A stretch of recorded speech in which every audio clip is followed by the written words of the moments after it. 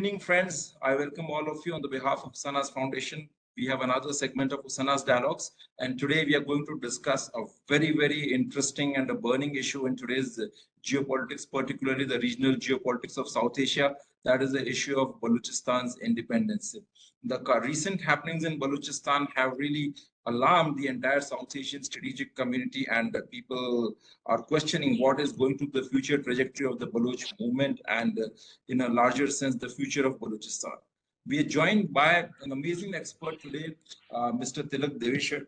Mr. Tilak Devasher is the author of 4 acclaimed books on Pakistan. He's the former Special Secretary, Cabinet Secretary, and the member of a National Security Advisory Board, and he's an expert on Balochistan affairs. Interviewing him today will be Colonel Shashank Ranjan, who is an associate professor at Jindal University, and he's the director of Pankaj Center for Security Studies and an expert voice on security affairs, particularly on South Asia.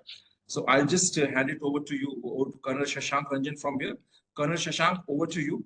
Please, you have the floor. For about 40 minutes, we'll have the session. And after the 40-45 minutes, we'll have about 10 to 15 minutes of Q&A. Over to you, Colonel Shashank. Before that, just one correction. My term with the National Security Advisory Board finished on 31st March. So okay. I'm an ex-member or a former member. Okay. Thanks very much, Dr. Pandya. I hope I am audible. Yes, you are. And my greetings to Mr. Tilak and to all the participants attending this webinar and who would be joining in subsequently. I'm really humbled to be sharing this platform with Mr. Devasher, who's beyond doubt the one-stop shop in country on matters concerning Pakistan in general and Balochistan in particular. Before I give a brief backgrounder to the ensuing session and our conversation thereafter, I would like to start with a few lines from the Baloch poet and political activist Habib Jalib. For the benefit of our viewers, I picked these lines from Mr. Devasher's landmark book on Balochistan titled Pakistan, the Balochistan Conundrum. And he goes on saying, मुझे जंगे आज़ादी का मज़ा मालूम है, बलोचों पर जुल्म की इंतहा मालूम है, मुझे ज़िंदगी भर पाकिस्तान में जीने की सज़ा न दो, मुझे पाकिस्तान में इन 60 साल की सज़ा जीने की सज़ा मालूम है. So for nearly more than 75 years, the Baloch have continued to wage an insurgency against the Pakistani state. While the problems for the Baloch have essentially remained the same, they continue to evolve into something greater. Like the insurgency, it moves from one phase into another, and presently the 5th and looking into the 6th one. The issue of Balochistan points to the larger problems with state of Pakistan. The state remains a Punjabi nation, dominating other nationalities. The centralizing and authoritarian tendencies of Pakistan have led it to seek a military and violent solution for a problem that is essentially social, political, and economic in nature.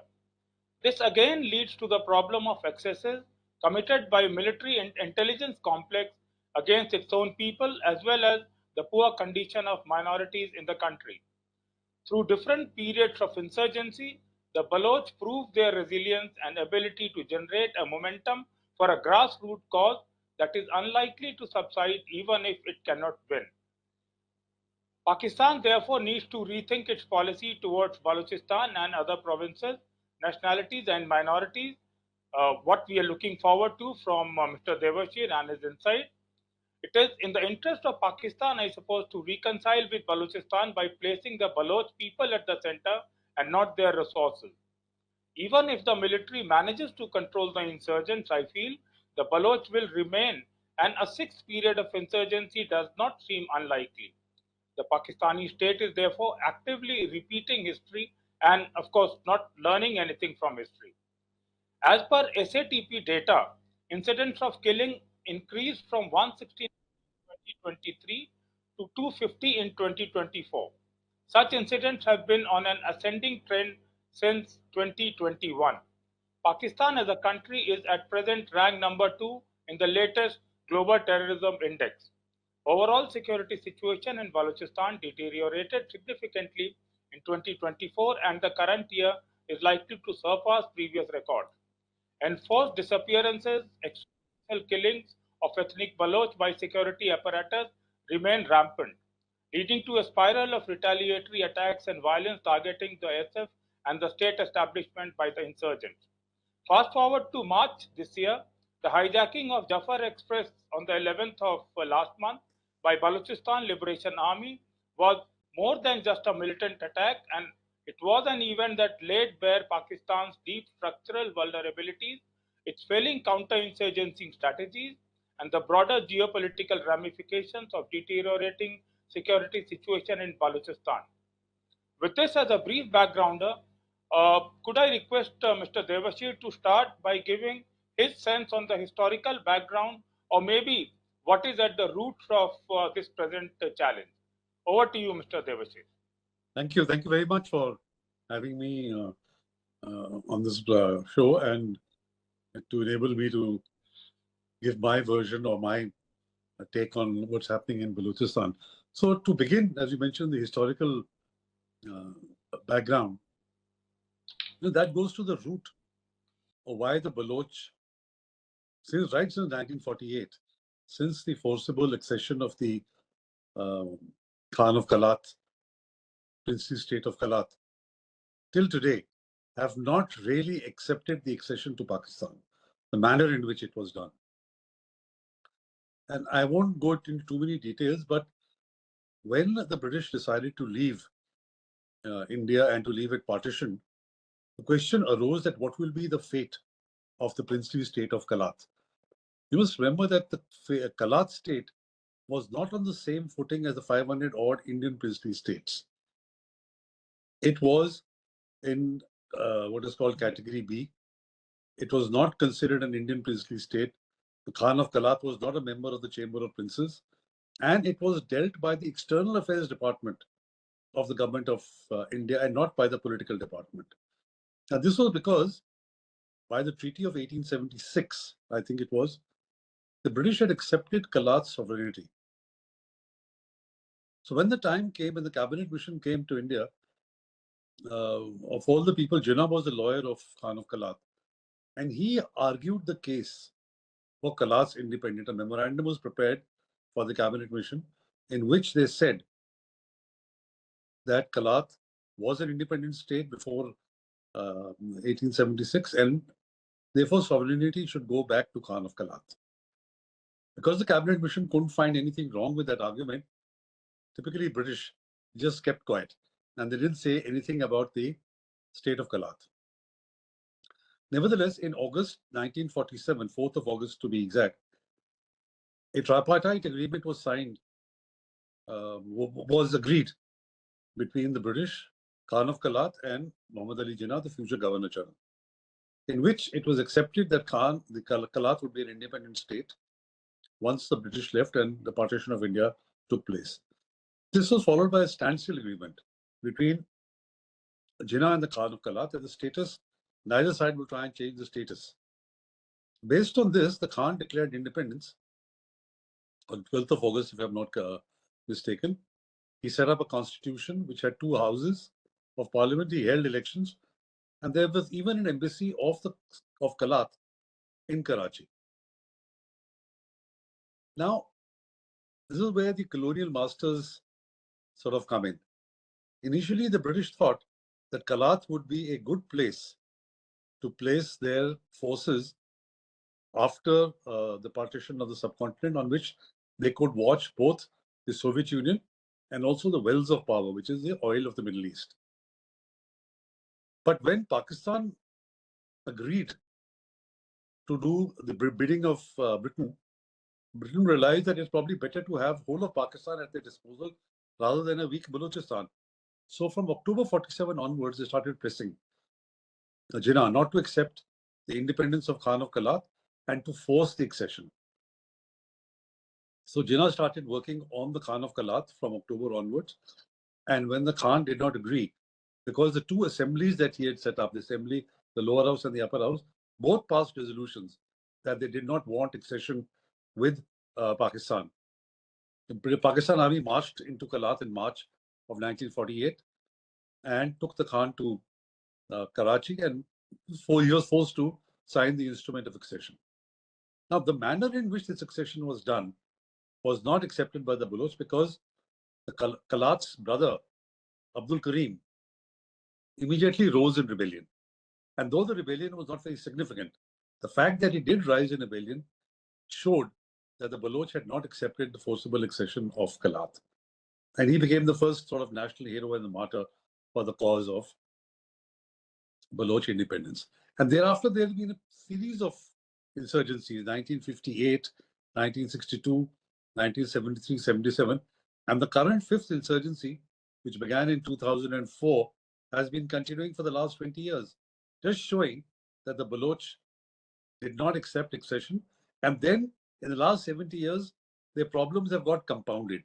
The way they have been treated or mistreated and the way their development issues are there, that this has got congealed. So now more and more Baloch are beginning to believe that independence is the only answer. They don't want to be a part of Pakistan and they would want Pakistan to leave. So that is just the brief background of the roots of Baloch alienation and not acceptance of Pakistan.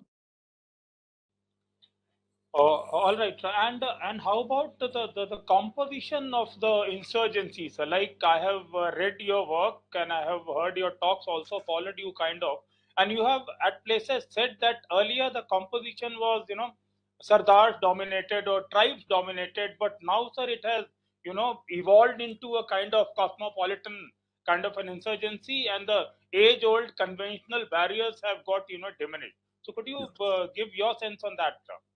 Yeah, that's an important point. You see, because initially, the 48, the 58, the 60s till 73, the insurgency was tribal based.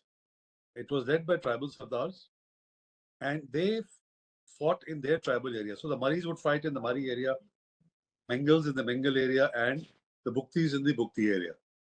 But due to, I think, whatever little education was there, the growth of the middle class, there has been a horizontalization of the national movement.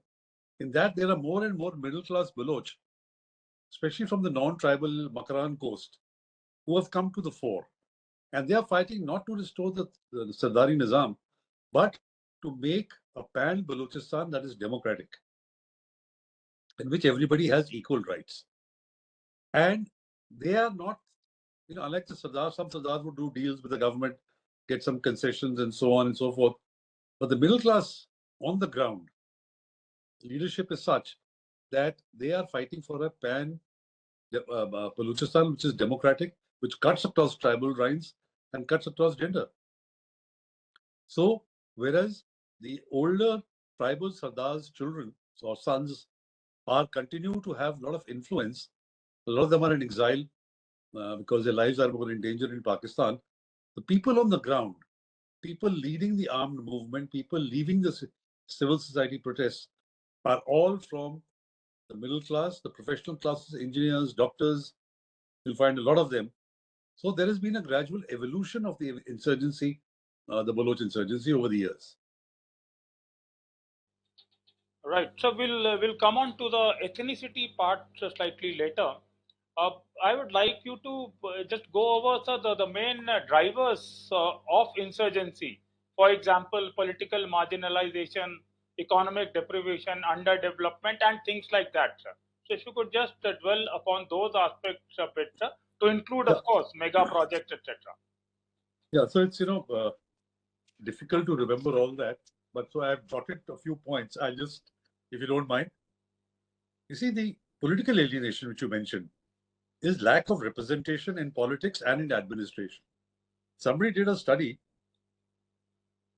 that from 1947 to 1977, there were 179 people who were members of the central cabinet. Of these, only 4 were Baloch. Some key. Only 4 were Baloch, right? Similarly, if you look at the administration in the Secretariat in Quetta, you won't find a senior Baloch in a senior position.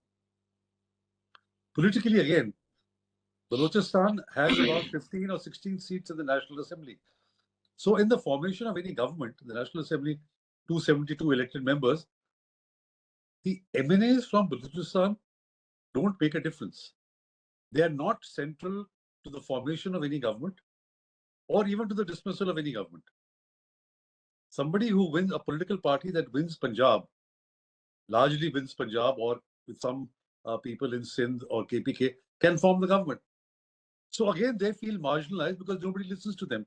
You know, the classic example of this recent was that Akhtar Mengal, who was the leader of the Balochistan National Party, wanted to speak in the National Assembly. For 2 days, he was not allowed to speak. And on the third day, listen, tea. And on the third day, when he got up to speak, it was chai, tea. It was held that there was no quorum. So man was not allowed to speak because it was not relevant to the continuation of the government or the what was happening in the government. So he went outside and resigned and made a very pertinent point. He said, if I can't represent my constituents in the National Assembly, and which all of you don't want to listen to the voice of the Baloch, then what am I doing here? So he resigned, he quit and resigned. And he gave a dire warning. He said, now the situation is out of my hands. That means the hands of the people who believed in democracy and contested elections. And now decisions will be taken by the boys in the hills. So this is the political marginalization. The economic marginalization is, and the economic marginalization and the social indicators are really pathetic. Take the case of Sui gas. You know, Sui gas was discovered in Sui in Derabukti district in 1952. And for about 20 years, it supplied 90% of gas to Pakistan. But in Derabukti itself, piped gas was supplied only in 1980s. 30 years after gas was discovered in that district. Similarly, Quetta got the gas somewhere in the 1990s. Whereas even the smaller towns in Punjab and Sindh had piped gas. Then the wellhead price of gas from Sui, even though they supplied 90% of the gas, was so fixed that it was almost 50% of the wellhead price of gas in Punjab and Sindh. So the royalties that Balochistan got for its gas were far lower than what Punjab and Sindh got. Right? And then you take the case of education. In Pakistan, about 50% of school children are out of primary schools. In case of Balochistan, 70% of the children are not going to schools. And the case of women is even far worse. Then you look at the maternal mortality rates. Pakistan's average of maternal mortality rates about 276. In the case of Balochistan, it is 758, almost 3 times the maternal mortality rates all over the country. And then about 50% or more of the children are stunted.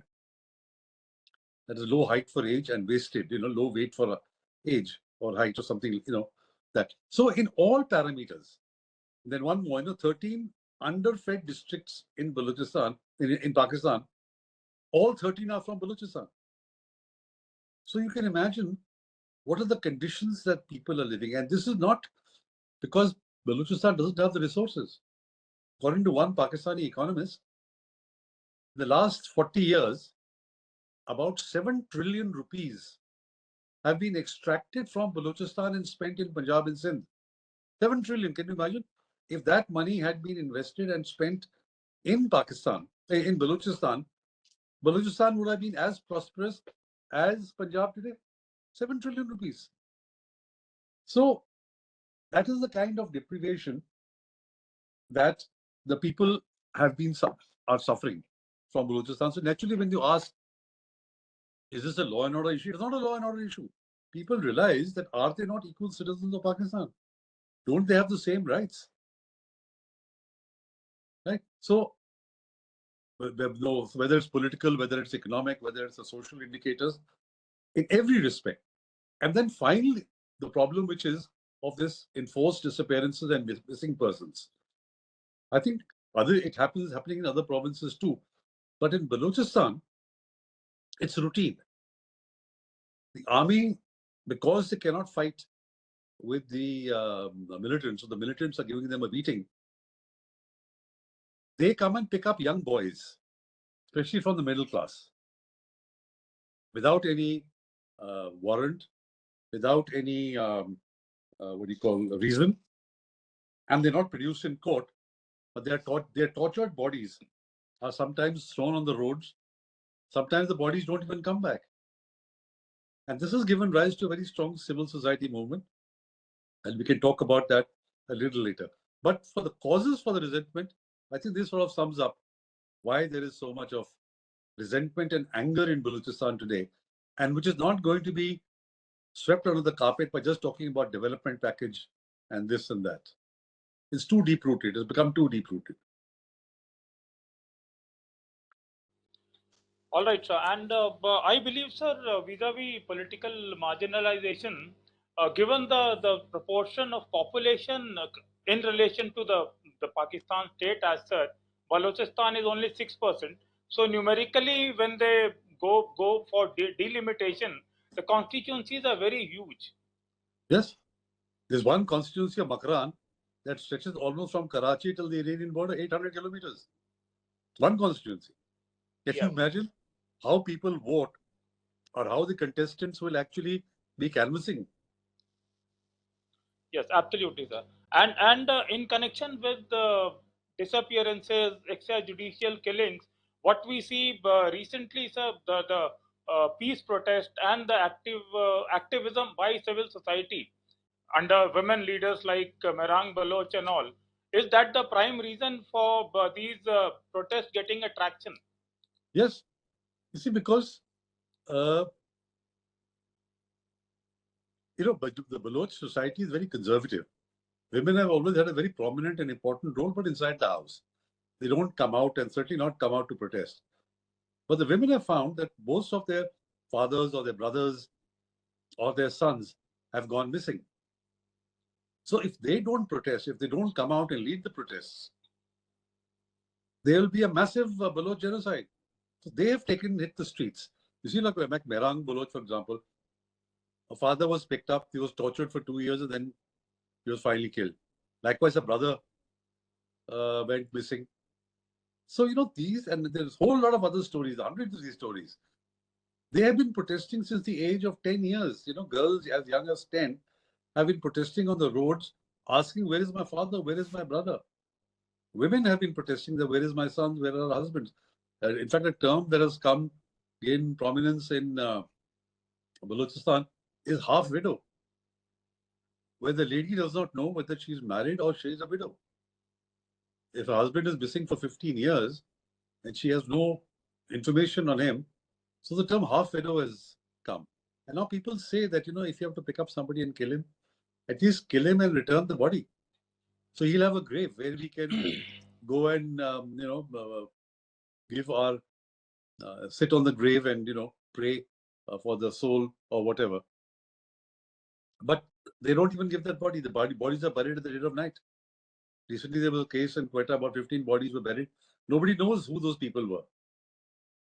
So that's why civil society has come to the fore, especially in the case of Merang Baloch. She led a march from Turbat to Quetta and then from Quetta to Islamabad in December 23. And she caught the imagination of the whole of Balochistan, many Pashtun areas. And when she entered Islamabad, she was greeted with cold water. They were picked up, hauled up into prison, and they were threatened by the Punjabi SHO that we will deport you back to Balochistan. And she said, am I not a citizen of Pakistan? You deport foreigners. You don't deport your own citizens. How can you deport me? And that's when really the international community started taking notice. Punjab may have not taken notice, but certainly the international community took notice. So earlier this year, she was one of the more, influential 100 influential Time magazine's influential persons of the year. She's been nominated for the Nobel Peace Prize for her work on human rights. So that's how civil society has come into its own. And this is a very important development in Pakistan. That is, earlier, for the last 70 years, there was only insurgency. Now, for the insurgents, you cannot match the Pakistan army in terms of firepower. They have artillery, they have helicopters, gunships, they have air power. But there was no civil society movement because it was a very dispersed population, long distances. But now the civil society has come into its fore, come to the fore.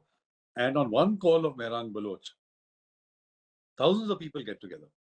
And therefore, she was picked up. Because, again, as I said, for the army, it's far easier to pick up unarmed protesters than to go and fight with the freedom fighters.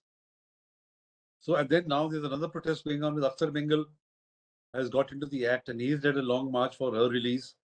So that's how civil society has become very active and come to the fore. And, Pakistan Army is trained only to shoot. If you pick up the gun, they can come after. But they don't know how to deal with civil society protests. This is what happened in East Pakistan in 1971. After all, what Mujib was asking was for political rights. And instead, they cracked down and he became Bangladesh after, but they lost 3 million people. Similarly over here, or even with the Pashtuns Tahaffuz movement, they don't know how to deal with the civil society peaceful protests. Certainly, sir. Civil disobedience, of course, it's been our history, and they have taken a lesson from Gandhian philosophy as well, if I'm not wrong, sir. So about what you said about civil society, the vigor which it has got, and courtesy the social media, it has become kind of a global movement. Nobel Peace Prize, Time Magazine, all you mentioned, and even Greta Thunberg has expressed her support for Marang Baloch and the civil society movement which is going on. But what the insurgents are doing, sir, like big ticket attacks which they've been launching, isn't it working at cross purposes with what civil society is doing and giving Pak army a monopoly to monopolize the violence and alibi, to brush everything under the carpet and kind of execute violence on everyone, come what may? No, it's a mindset. You see, now in Balochistan, there are several types of people who are into politics. They are the people who believe in democracy, contested elections. For them, they could bring a change through parliament. There are those who believe in street protests, civil protests. There are those who think that these two paths will not get Baloch independence, and therefore they need to fight the Pakistan army to a standstill. So each one is fulfilling his own role, what they perceive to be the right. The people who are on the hills, they are not opposed to the civil society protest. They think ये तुम्हारा रास्ता है, हमारा नहीं है. Similarly, with the political people who believe, the politicians who believe in democratic path, they say you will realize sooner than later that you can't do anything through the democratic path because the Punjabis will not listen to you unless you hurt them. So each one is his own path. Nobody's at cross purposes. All right. And they're doing what they think is best to do. Yeah. So, but Pakistan state, at times they have tried to exploit some fault line somewhere in the Balochi society in terms of kind of encouraging religious element get inside the secular fabric of the tribal culture which is there, and even groups like LET and Lashkar Jahangir, they have also been active there, luring youth and recruiting them. So, did that for some temporary duration work for the Pakistan state in kind of creating a wedge in the insurgency? No, they definitely did. And it was not only the religious. Even the British tried to create a difference between the Baloch and the Brahmi. Pakistan tried to do the same thing. Then they tried to create a difference between the Baloch and the Pashtuns. Because though the province is called Balochistan, Quetta and north of Quetta is the Pashtun area. So, they would try and create differences. That also didn't work. Because both these ethnicities are ancient ethnicities. They know what their land is. No Baloch will covet the Pashtun land and no Pashtun covets the Baloch land. They're a separate area. And religion, so Zia was the first one who started it. There is a sect in the Makran coast called Zikris, which owes their allegiance to Sayyid Muhammad Jaunpuri, who came to this area in 50s. He was a scholar, Sunni scholar, and he came to this area and was supposed to have meditated and prayed at a place called Kohe Murad. So they have differences even with the Sunnis, but they're far more secular and they're far more national. So Zia tried to unleash, extremists onto this Zikri sect. And Musharraf tried it. In fact, Musharraf also injected Lashkar and Jaish, into these areas. And but by and large, the secular framework of the Baloch continues, though there are inroads that have been made. There's no denying that. But by and large, the Baloch continues to be secular. Yes, sir. And how about the role of the death squad of Pakistan state, sir? Yeah, there have been a lot of reports of this guy called Shafiq Mengal, who heads one of the death squad. These are basically mercenaries employed by the Pakistani state to go after Baloch nationalists. And they have protection of the Pakistan Army and intelligence agencies. And, they do their dirty work for them. And they're well protected. So it's difficult, to dislodge them. All right. So, your sense on CPEC and various mega projects in Balochistan and how that has given traction to the resistant movement? You see, this is again in the false propaganda that the Baloch are opposed to development or opposed to CPEC. They are okay with mega projects so long as it benefits the Baloch. They say that we have not been consulted on the development of Gwadar Port or on CPEC. We are not the beneficiaries of this. We are not getting employment. It's either Chinese labor or Punjabi labor. We are not getting employment. So what use is it of this? And then, they cite the example of the Sandik copper mines, where the agreement which the Pakistan government entered into with the Chinese, that 48% of the profits of that mine go to China, 48% go to the central government, federal government, 2% come to Balochistan. And huge amount of mining is being done. And the Baloch says, hey, what kind of a joke is this? Because as per the Pakistani constitution, the first claim on the resources of a province is with the resource itself, with the province itself. So it should have been invested, the profit should have been invested in Balochistan itself.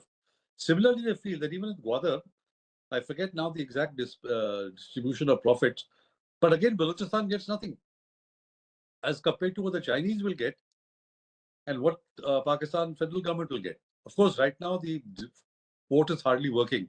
So, there's not much of an issue, but ultimately there will be when it is fully functional and more Chinese come and settle in. And Chinese want Gwadar to be ringed off. So even if any Baloch wants to enter his own territory, he will require an ID card to enter. That again, the Baloch are very resentful about. And they fear that there will be so much of influx of population, outsiders, whether it's Chinese or whether it's Punjabis, that the Baloch will be threatened to become a minority in their own province. So they are not happy in the manner in which these projects are being planned and implemented. And even probably the consent part of it, I mean, when the land is acquired for a project, the decisions are made without the locals being in the loop from, say, Islamabad or Rawalpindi. So maybe the way we have provisions in our constitution to seek consent of the local community, they are not adherent to any such provisions. Yeah, that is true. And not only, there's a case of fishing in Gwadar. Gwadar was a pretty thriving fishing village. But now that they have allowed Chinese trawlers to come, these deep sea trawlers, most of the fish has vanished from Gwadar. So the fishermen are out of a job. So they say, what is the benefit to us? All right, sir. Moving on to next issue, sir. The support which the Baloch insurgents may be getting or aspire to be getting from the organizations nearby or the countries nearby in the region. When I say country, I mean Iran and Afghanistan with the Taliban 2.0 there. And when I say insurgent groups, I mean TTP and maybe Sindhu Desh Army or something, Sindh Desh Army or something in Sindh. So what is the landscape vis-a-vis these aspects, sir? In the case of Iran, the Shah of Iran had actually helped Bhutto to put down the 73-77 insurgency. He provided 15 gunship helicopters with Iranian pilots and $200 million. Iran will never support the Baloch because being a Shia country, they're afraid that they have a strong, not strong, they have a fairly substantial Baloch population in Sistan, Balochistan, their province. And those are Sunnis, whereas Iran is Shia. So they are fear that a greater Balochistan would be damaging to their territorial integrity. So Iran will not support them. Similarly, in the case of Afghanistan, there's a Baloch presence in Helmand and one or two other southern provinces. But I don't think so that Taliban are unduly worried about this at the moment. And support from the TTP, I think there are reports that the TTP and the Baloch are collaborating or cooperating with each other on a tactical level. You see, the Baloch and the TTP are totally different entities. You know, there's chalk and cheese. The Baloch are looking to separate from Pakistan, you know, not be a part of Pakistan anymore. The TTP is not looking to separate. They want to enforce Sharia. First in the form of FATA, then in KPK and the rest of Pakistan. So the goals of the two organizations just don't meet. But because they have a common enemy, which is the Pakistan army, they are collaborating at a tactical level. And I think this collaboration involves that the TTP has been passing on some weapons they have received from the stockpile that the Americans had left behind in Afghanistan, $7 billion worth. So today the TTP have got sniper rifles, thermal imaging, night vision scopes, and so on. And the Baloch have allowed the TTP access in Balochistan. So therefore, the Balochistan have got two vilayas or provinces of their own in Balochistan. One which is northern Balochistan, and the second one is in south, Kalat Makran. You know, they have an actual province and a shadow governor for Kalat and Makran. So the Baloch are facilitating for them to diversify and get, you know, to spread out their tentacles in different parts. You talked about the Sindhu Desh Revolutionary Army. I think that's what you meant. You know, that has come to notice intermittently. There is not much that it is known to be doing. Maybe it's just in the formation state or in the nascent stage, not very well. I think the Baloch are helping it, but not vice versa.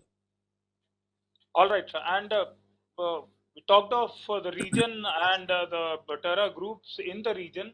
At the global level, sir, how do you see Trump 2.0 focusing or probably reacting to what is happening in Balochistan? Or what your prognosis on that, sir? You see, I'm reminded in 1961, Henry Kissinger, who was a Harvard professor at that time, was on his visit to Pakistan for the first time. 1961, 1962.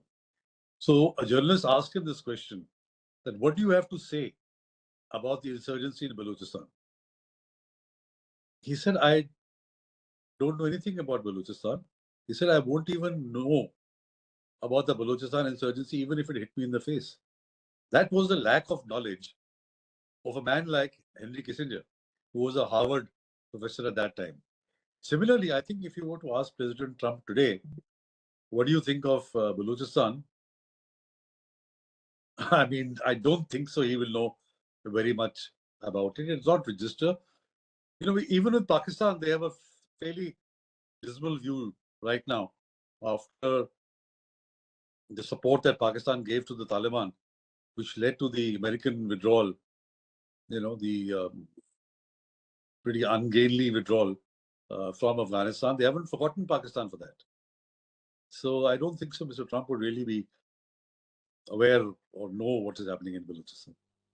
Sir, may I can ask you a question, please? Yeah, whoever is moderating it, go ahead.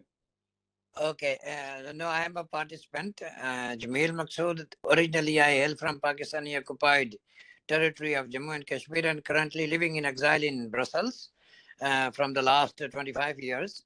How India is seeing all these developments which are occurring in Balochistan, also in Gilgit-Baltistan, in a part of Pakistani occupied territory of Jammu and Kashmir, which is commonly referred to as Azad Jammu and Kashmir. So how do you see and how the government of India and the policymakers see all these developments? What is your take on it, please?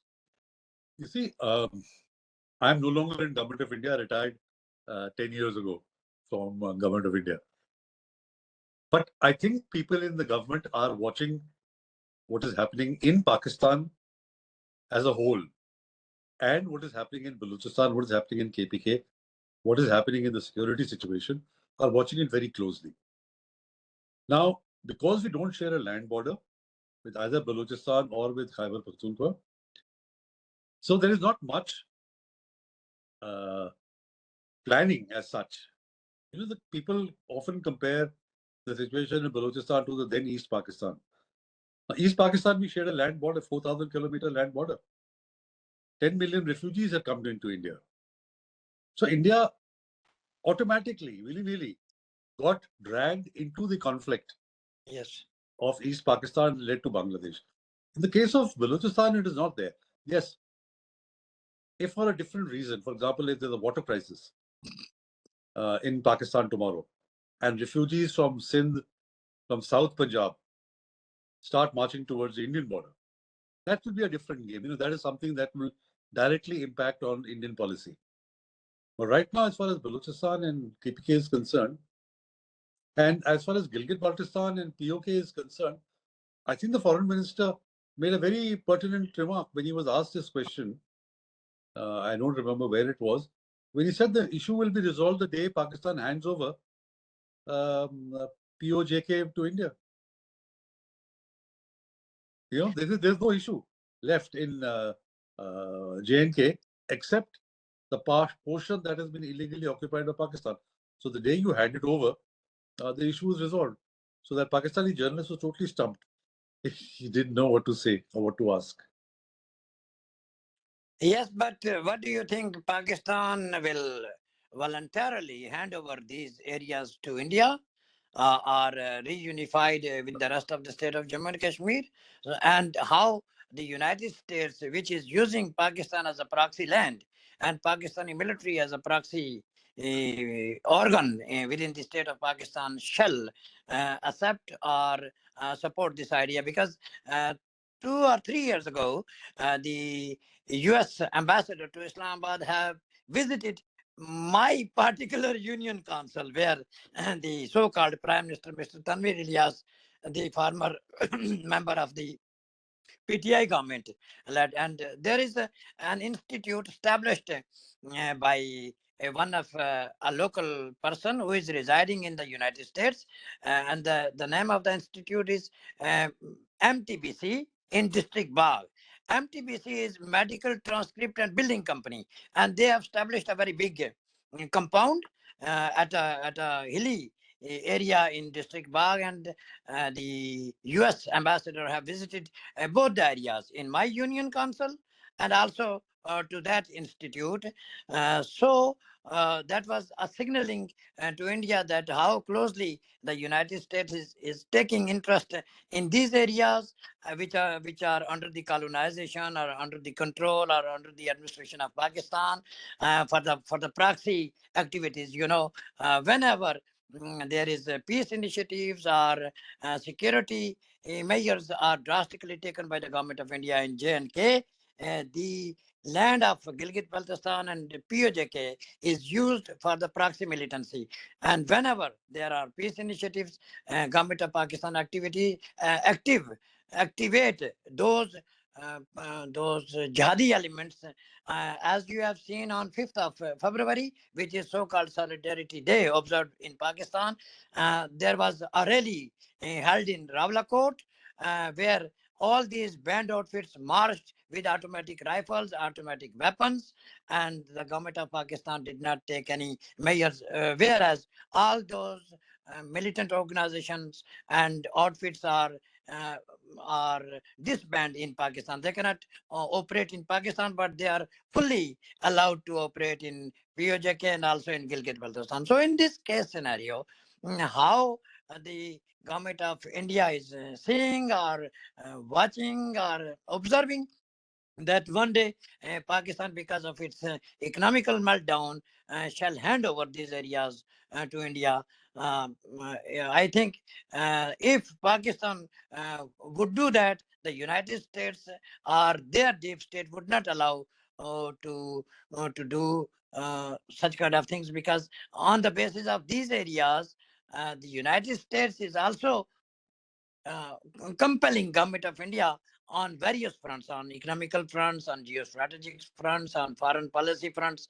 So I think that the government of India, despite watching that one day Pakistan will hand over, they should take certain measures diplomatically and strategically to take back these areas as they were occupied in 1947.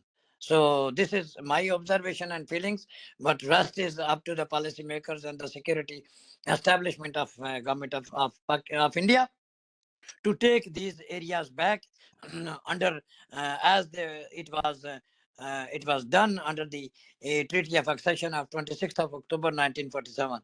So how do you see all these things, sir? I've lost the thread of what your original question was. You see, handover to India, what the foreign minister was saying, is just a way of saying it. You know, Yes. what he meant was that once it comes back to us, now how it will come back is not something that he's going to share on a public platform. Yes. So why should he say? But I think there is a lot of resentment also, since you're from that area. A lot of resentment also in POK. We keep reading about it, and in Gilgit-Baltistan, about what Pakistan has been doing, the kind of exploitation that Pakistan has been doing in that area. And ultimately, it depends on the people. Will the people rise? Will the people have so much of alienation that they don't want to stay on in Pakistan anymore? Because, बैठे-बैठे, nothing is going to fall in your lap. आपको भी जद्दोजहद करनी पड़ेगी. We are already doing that, sir. We are So already then when the time is, when the time is right, things will, हर एक चीज का event का time and place होता है. So when that time is right, things will happen. But I was talking about the broader picture of what he was talking about, the problem of J&K, which according to the journalist, the question that the journalist had asked. Yes. And as far I as have also observed US that interest is concerned, the US interest is largely based on what China is doing. And their visits to POK and Gilgit-Baltistan is to see whether China has boots on the ground, what are the kind of projects they're involved in, and about the China-Pakistan economic corridor. Similarly, the ambassador also went to Gwadar. He also went to see in Gwadar what kind of facilities that the Chinese are building. So the Pakistani, the American interest is not so much concerned with what India may or may not do, but more concerned with what China is doing, what China has done, and what its potential is to do further. Sorry for the interruption. I'll request all the participants to keep their questions short and precise, and also questions. Just keep your questions about Balochistan, because the session is on Balochistan. Since now we have this Q&A session rolling, can I, with the permission of the moderator, can I ask my two questions to the honorable speaker? Please go ahead. Thank you. Sir, thank you very much for your enlightening remarks. So I have three related questions. So, we have seen Baloch resistance, coming up in various phases over the last 75 odd years, and it was suppressed ruthlessly in the past.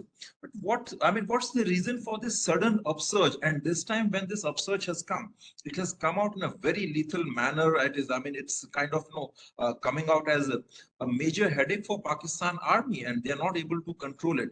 So are they getting any outside support? What is the reason behind that? Any kind of special training, special logistics support? This is my first question. And my second question is... Let me answer this now before I lose the thread. Sure. So, this has, as I mentioned, the insurgency has been started in 2004. Yes. It gathered steam when there was a doctor, Shazia Khalid, who was raped in the Sui, installation. And it got a further fillip when Akbar Bukti was killed in a cave. And that time there was killings all over and riots all over Balochistan. And as CPEC has progressed and Gwadar port development has progressed, the Baloch realize, or they have a feeling, that this is the time if we are to protect our identity. That if we don't react now, we will forever become a minority in our province. We'll forever lose our identity. We will have everything to lose. So that is one. And secondly, there's also belief that it is possible, that they can win. I don't know where this belief is coming from, but there is a strong belief that they can win. And then they've got access to sophisticated weaponry. In fact, as far as small arms are concerned, they are matching the Pakistan army. They still don't have any artillery, they don't have air power. But as far as small arms is concerned, and now they have gone the Pashtun way, they've developed suicide bombers and women suicide bombers. You know, there have been 4 or 5 examples where women have blown themselves up. So this motivation is coming from this, that this is the last time that if we are to retrieve Baloch identity, if we are to retrieve our culture, this is the time. If you don't act now, sitting in your house is not an option anymore. Therefore, you have strong civil society protests that are matched with what the armed groups are doing. Thank you. So again, my second question. So you mentioned about the role of the various non-state actors in that region, particularly the TTP and its tactical, if not alliance, then at least some sort of a tactical arrangement with the Baloch rebels. But what about the state actors? You mentioned that Iran definitely is not going to entertain this because it impinges upon their sovereignty. China has a CPEC project under a long-term arrangement with Pakistan, so they're not going to entertain it. Americans still continue to have a very robust relationship with Pakistan. So, I mean, I'm just a little curious. Is there any external state actor, extending any robust, support to the Baloch rebels, or it's just, Baloch rebels acting on their own with some access to the advanced weaponry from Afghanistan? No, I don't think so. There's any state actor, because the potential state actors are what? Iran, yes. Afghanistan, who have direct land borders and dealing with them. Yes. So, and the Taliban are, weapons of Afghanistan are, as I mentioned, probably coming into the Baloch via the TTP. Iran will certainly not support. So, and there is no shortage of weapons. The whole area is flush with weapons. Okay. And the Baloch don't need any training in fighting. They're born with a gun to defend. Okay. Not aggression, but gun to defend. So, and when the cause becomes, where the level of enforced disappearance has gone up so much, and torture. One of the leaders of the underground movement, Dr. Allah Nazar, he's a doctor, was so badly tortured that he couldn't even walk. And today he's a leader of probably the most violent and fearsome group. So when you push people to the wall, what happens is that they lose fear. Now, any authoritarian regime thrives on creating fear amongst the subject population. Danda, Maro, especially when it's the army, the only thing they can think of is to shoot. But when that fear, when the people lose fear, as Mehrang Baloch said very rightly, she pointed to a woman. She said her husband has been missing for 15 years. Aap isko aur kya daraoge? How much more can you frighten her? And in her case, she lost her father who was picked up and tortured body was found. She lost her brother. She said, how are you going to scare me anymore? I'm not scared. And we're not scared of dying. We'll die once. So when a population loses fear, then the days of the authoritarian regime are numbered. As that ad says, na dar ke aage jeet hai. That Indian ad. So I think this is the important thing that has happened in Balochistan over the last 4 or 5 years. People have overcome fear of the army. Now I think it's a turn for the army to be scared.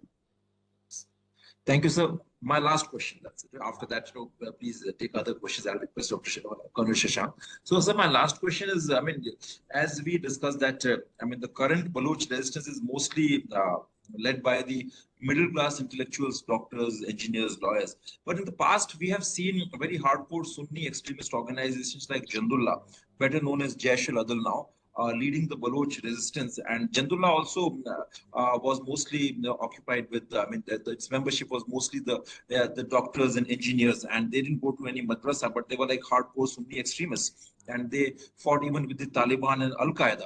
So now we see that most of the religious extremist groups like Lashkar, Sipahi Sahaba, Lashkar Jangli, they have a very strong mass base. But the terrorist movements or the militant movements which are based among the support from the educated intellectuals, they are not able to cultivate that mass support for a very long time.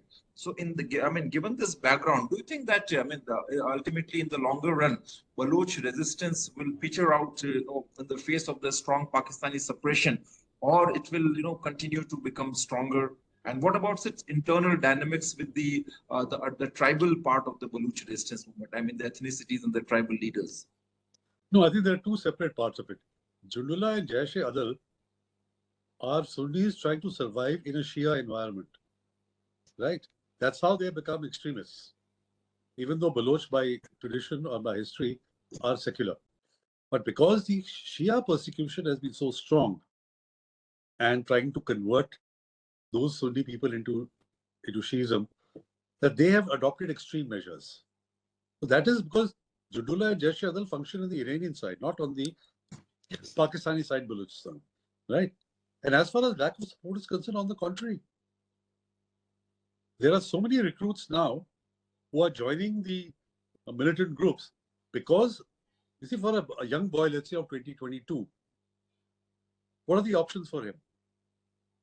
He knows that he's going to be picked up if he continues, trying to do a job, make a living, and he'll be tortured and killed. So he would think that he would rather die fighting with the Pakistan army rather than being picked up helplessly. So when you do, as I mentioned, when you do so much of oppression and push people so much to the wall, they will react. So I don't think so the Baloch freedom fighters have any shortage of people who are joining them. Thank you. Thank you very much, sir. Thank you, Colonel Shashank. Please invite questions. Thank you so much, Mr. Devasher. Certainly, it's a blowback phenomena. And I have one question, then I'll take a couple of them from the chat box very quickly. My question was, firstly, a comment that probably at this stage, autonomy is not on table and it is independence. Second is, if it is independence and hypothetically speaking, say another 3 months, 4 months, 1 year, 2 years, they get independence, hypothetically.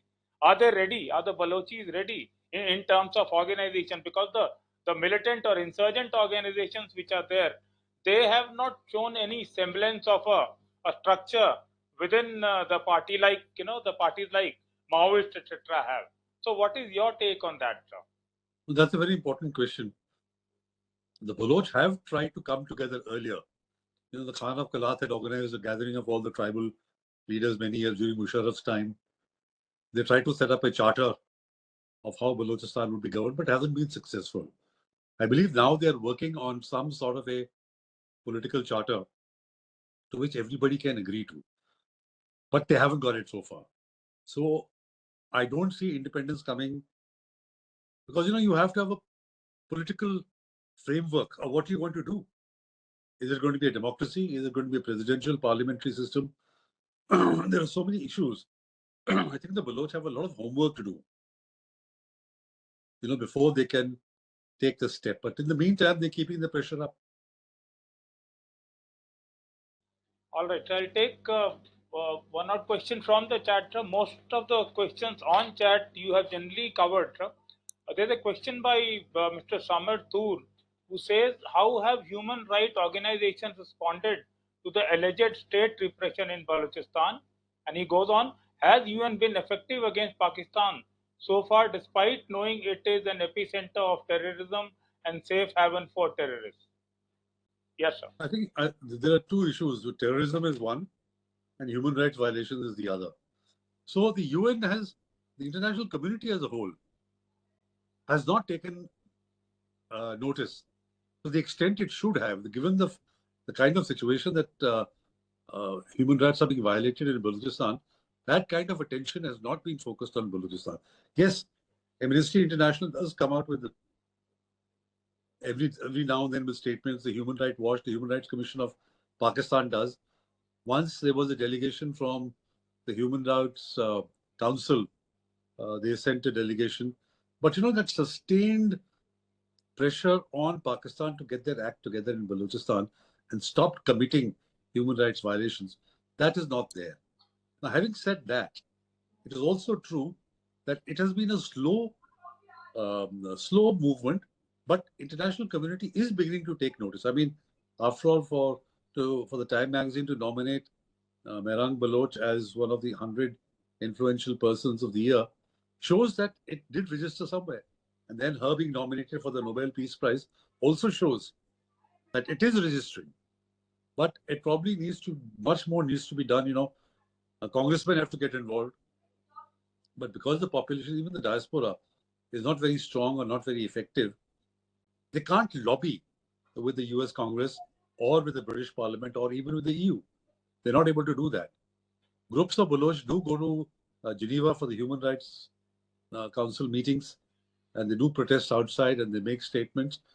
So it is registering, but slowly, not to the extent that it should. All right, sir.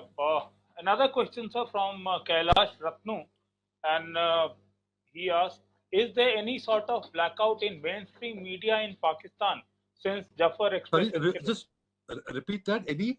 Is there any sort of blackout in mainstream media in Pakistan since Jaffer Express incident? Apprehension is that patriotic, in quotes, as well as out of personal safety concerns, many voices in Pakistan are not reporting the happenings in Balochistan. Yeah, that is true. And not even after Jaffer Express, even before. Hamid Mir, the Pakistani journalist, he had a program on Balochistan, and he was shot. He almost lost his life. There was a lady called Sabine Mahmood who ran this bookshop in Karachi called the second floor, sorry. And she held a meeting on Balochistan. When she came down, she was killed. She was assassinated. So wherever people talk about Balochistan, the agencies go and crack down on them very heavily. And even the journalists reporting from Balochistan are very fearful of their lives. So mainstream media does do no investigative report. They will report what the ISPR, the handouts are, and some protests have taken place, or Akhtar Bengal is parked there, or sort of neutral. But no real stories about the human rights violations that are taking place. So yes, there is a media blackout. All right. Lastly, sir, your take on lessons vis-a-vis counter-insurgency for Indian armed forces and Indian dispensation from what is happening in Balochistan. You can't compare. They're totally two different things. The Indian Army counter-insurgency operations are far more sophisticated. They don't depend only on the template of violence. Pakistan Army's belief is that if you have is a hammer, everything looks like a nail. Anyone who protests, you go down with him like a ton of bricks. The Indian Army's method of handling is totally different. I mean, the only, I think, counter-insurgency situation where they have a Sadbhavna, program. You have a political, barring the year or two when there was no assembly, you've had elections consistently. You've had own governments over there. The government in Balochistan, you won't believe it.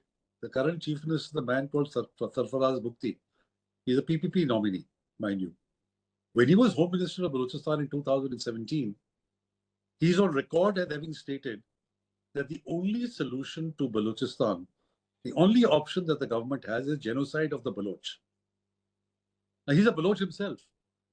He was Home Minister then. Now, this man is the Chief Minister. So, please don't tell me that India needs to learn any lessons from this kind of a government and this kind of attitude that the people have the leadership has for their own people. There's no way that Indian Army needs to learn anything, or the Indian state needs to learn anything from the Baloch. The way government of Pakistan is handling Baloch. Or maybe Indian Army could give them a few lessons. I basically, as a veteran, I wanted this to come from your mouth. Thank you so much for that, for benefit of the participants. Thanks a ton, sir, for the enlightening talk, enlightening conversation. I learned a lot, and so would have others. And very grateful to you. I hand over back to Dr. Abhinav. Thank you so much, sir. Grateful. Thank you very much. Thank you. It was interesting talking to you. And you did pose some very interesting questions. Thank you so much. Thank you very much, Tilak sir. It was definitely an enlightening session for all of us. And Balochistan happens to be a matter of a subject matter of curiosity and interest, like across the spectrum these days in South Asia.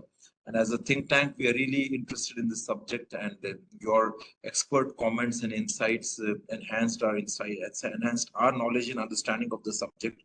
And definitely, I'm going to get this book very soon. In fact, it's been on my reading list for a very, very long time. So I hope your library has a think tank. I hope your library has this book. Yes, we have a collection. Yes, and we are still a young think tank, and we are coming up with our office in Udaipur. So Udaipur is a location which is better known for its weddings and destination events and all that, not for anything strategic. But we are still trying to cultivate that culture, because we also have a history of Maharana Kumbha, Sangha, and Maharana Pratap. So we are trying to at least harness the legacy in diplomacy and statecraft that was the part of this region. And so we'll definitely invite you for our offline events also very soon in the future.